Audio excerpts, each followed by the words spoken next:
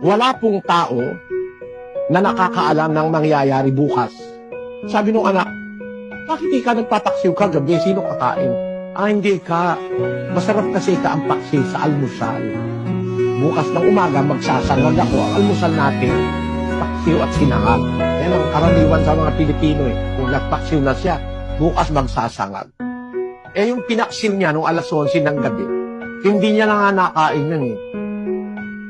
Inatake nung gabi, samantalang natutulog, patay. Ano ang sabi ng salita ng Diyos?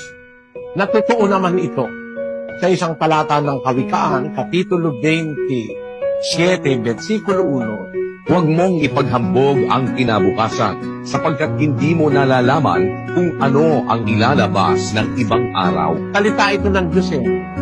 Authority ito eh. Authority.